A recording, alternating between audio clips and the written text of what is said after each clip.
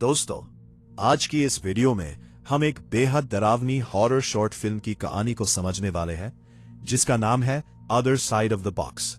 इस फिल्म को Caleb Philips ने डायरेक्ट किया है और IMDb पर इसे 10 में से 7.3 स्टार्स की रेटिंग मिली है।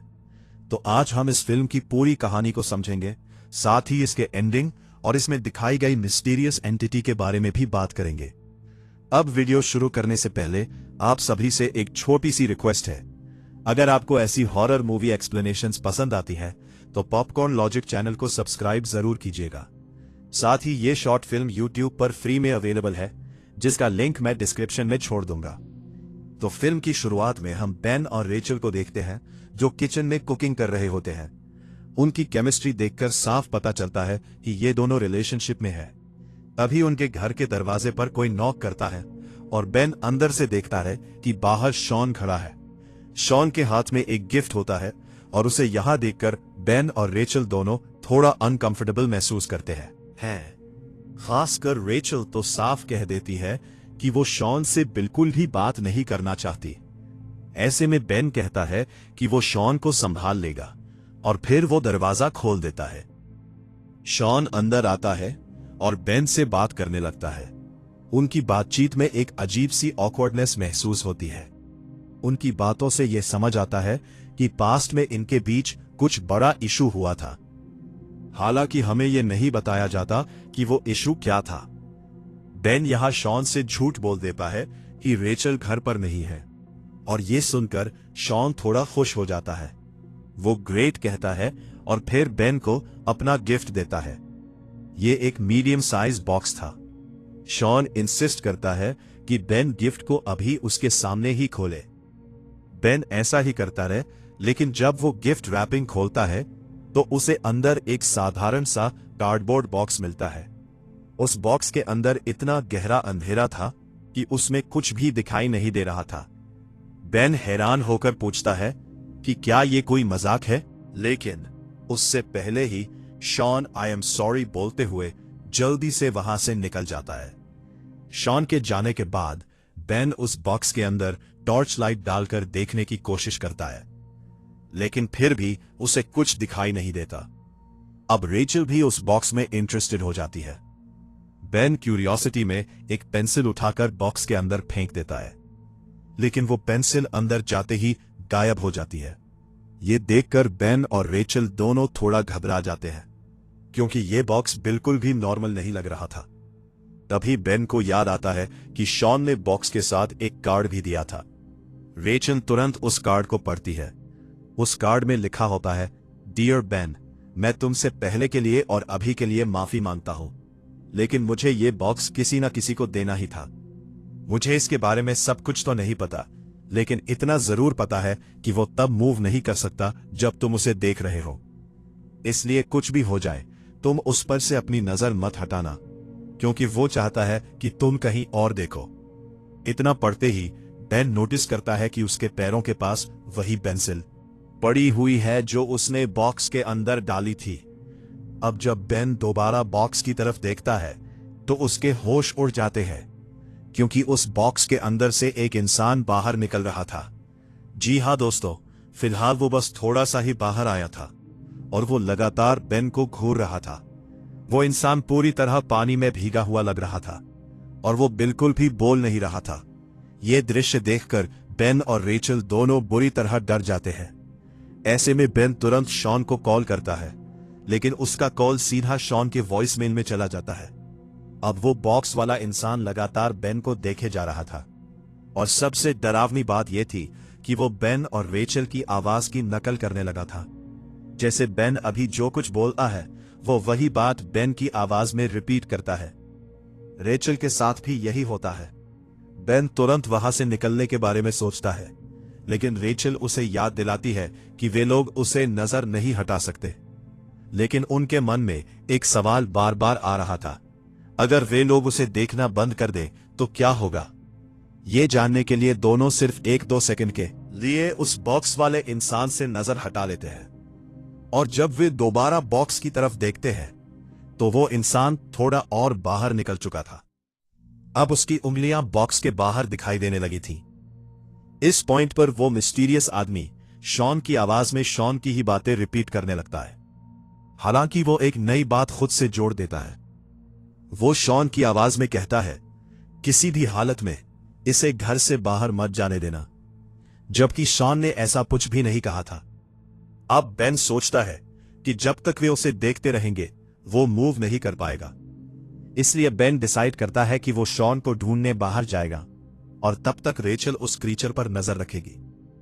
बेशक रेचल अकेले उस चीज पर नजर रखना नहीं चाहती थी, लेकिन बेन उसे समहाउ कन्विंस कर देता है और शॉन को ढूंढने के लिए घर से निकल जाता है। बेन बाहर जाकर अपनी कार में इधर उधर घूमते हुए शॉन को कॉल करने की कोशिश करता है। फाइनली शॉन कॉल उठाता है और यहां बेन कहता है कि तुम मुझे क्या दे दिए हो। ये क्रीपी सा इंसान बॉक्स से निकल रहा है और ये हमारी आवाजें निकालकर वही बातें बोल रहा है जो हम पहले बोल चुके हैं। ये सुनकर शॉन कहता है कि मुझे तो पता तक नहीं था कि वो बोल भी सकता है, और मैंने तो ये कहा ही नहीं था कि उसे घर से बाहर मत निकलने देना। इसका मतलब ये हुआ कि वो बॉक्स वाला इंसान शॉन की आवाज में बेन से झूठ बोल रहा था। अब इस पॉइंट पर शॉन को पता चलता है कि रेचल भी घर पर है और वो उस इंसान पर फिलहाल नजर रखे हुए है। ये जानते ही शॉन एकदम घबरा जाता है और जोर से चिल्लाकर कहता है कि बेन, तुम्हें नजर रखनी थी, रेचल को नहीं। ये गिफ्ट तुम्हें मिला था। ये सुनते ही बेन के होश उड़ जाते हैं और वो अपनी कार को घर की तरफ मोड़ देता है। फोन पर शॉन लगातार चिल्ला रहा था कि वापस मत जाओ, लेकिन बेन फोन काट देता है और अपने घर लौट जाता है। अब जब बेन घर पहुंचता है तो वहां अंधेरा था और सब कुछ बिखरा हुआ था। लाइट के सारे स्विच तोड़ दिए गए थे और घर में यहां वहां पानी फैला हुआ था। घर में ना तो रेचल दिखाई दे रही थी और ना ही वो बॉक्स, बल्कि घर के कई नल खुले हुए थे। बेन अब रेचल को ढूंढने लगता है और उसे बेसमेंट से रेचल की आवाज सुनाई देती है। अब तक तो आप समझ ही गए होंगे कि ये आवाज असल में उसी एंटिटी की होगी, लेकिन फिर भी बेन बेसमेंट में देखने चला जाता है। वहां उसे वॉशरूम में नल चलते हुए दिखाई देते हैं और फिर अचानक हमें शॉक लगता है क्योंकि बाथरूम के अंदर शावर में वही बॉक्स वाला इंसान दिखाई देता है, लेकिन अब वो पूरी तरह बॉक्स से बाहर आ चुका था। बेन तुरंत वहां से भागने की कोशिश करता है, लेकिन बेसमेंट के एंट्रेंस पर उसे अंधेरे में कुछ लोग दिखाई देते हैं। बेन जब बाथरूम की तरफ देखता है तो उसे वो भीगा हुआ बॉक्स वाला इंसान दिखाई देता है, लेकिन उतनी देर में एंट्रेंस वाले लोग भी धीरे धीरे उसके करीब आने लगते हैं। अब प्रॉब्लम यह थी कि बेन एक साथ दोनों तरफ नहीं देख सकता था, यानी कहीं ना कहीं से एंटिटीज उसके पास आ ही जाएंगी। और ठीक ऐसा ही होता है। एक मोमेंट पर बॉक्स वाला इंसान वहां की लाइट बंद कर देता है और बेन आखिरकार हार मान लेता है, क्योंकि साफ है कि अब वो एंटिटी उसके पास पहुंच चुकी होगी। और यहीं पर ये शॉर्ट फिल्म खत्म हो जाती है। तो दोस्तों, ये थी other side of the box की पूरी कहानी। अब सबसे बड़ा सवाल आता है, आखिर ये एंटिटी है क्या? फिल्म हमें इसका सीधा जवाब नहीं देती, लेकिन जो क्लूज हमें फिल्म में मिलते हैं उनसे कुछ इंटरेस्टिंग थीरीज निकल कर आती हैं। सबसे पहली बात, ये एंटिटी किसी भी इंसान की आवाज की नकल कर सकती है, यानी ये सिर्फ एक फिजिकल मॉन्स्टर नहीं है, बल्कि ये लोगों को मानसिक रूप से मैनिपुलेट भी करता है। यही वजह है कि इसने शॉन की आवाज में बेन को गलत जानकारी दी।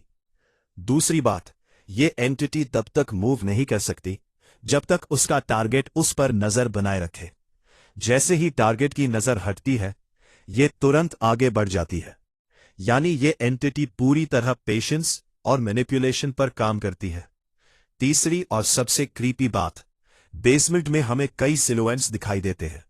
इससे यह हिंट मिलता है कि ये एंटिटी अपने विक्टिम्स को सिर्फ मारती नहीं, बल्कि उन्हें अपने साथ जोड़ लेती है।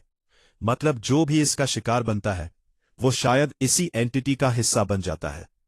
अब बात करते हैं कि ये हमेशा भीगा क्यों रहता है। हुआ क्यों रहता है? फिल्म में कई जगह पानी दिखाई देता है, टैप्स खुले हुए हैं, शावर चल रहा है और एंटिटी भी पूरी तरह भीगी हुई है। कुछ लोगों की थियरी है कि ये एंटिटी शायद किसी पानी से जुड़ी सुपरनैचुरल शक्ति हो सकती है या फिर किसी ड्राउन सोल का रूप हो सकती है। और यही वजह हो सकती है कि इसे अंधेरा पसंद है और ये बार बार लाइट बंद करने की कोशिश करता है। लेकिन मेरी पर्सनल थियरी थोड़ी अलग है। मुझे लगता है कि ये एंटिटी असल में एक कर्स ऑब्जेक्ट है, यानी एक ऐसा श्रापित बॉक्स जो हर बार नया टारगेट ढूंढता है। जो भी इंसान इस बॉक्स को खोलता है वो उसका अगला शिकार बन जाता है, और जैसे ही वो इंसान कंज्यूम हो जाता है, एंटिटी फिर से बॉक्स में वापस चली जाती है और अगले इंसान का इंतजार करती है। यानी टेक्निकली ये एक एंडलेस साइकिल है।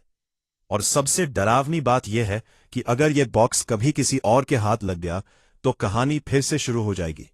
अब सच क्या है ये तो फिल्म कभी साफ नहीं बताती, लेकिन यही मिस्ट्री इस शॉर्ट फिल्म को इतना क्रीपी और मेमोरेबल बनाती है। अगर आपके पास भी इस एंटिटी को लेकर कोई अलग थ्योरी है तो नीचे कमेंट में जरूर बताइए। और अगर वीडियो पसंद आई हो तो लाइक, शेयर और सब्सक्राइब करना बिल्कुल मत भूलिए, क्योंकि पॉपकॉर्न लॉजिक पर हम फिल्मों की कहानी ही नहीं, उनके पीछे छिपे डर और रहस्यों को भी डिकोड करते हैं।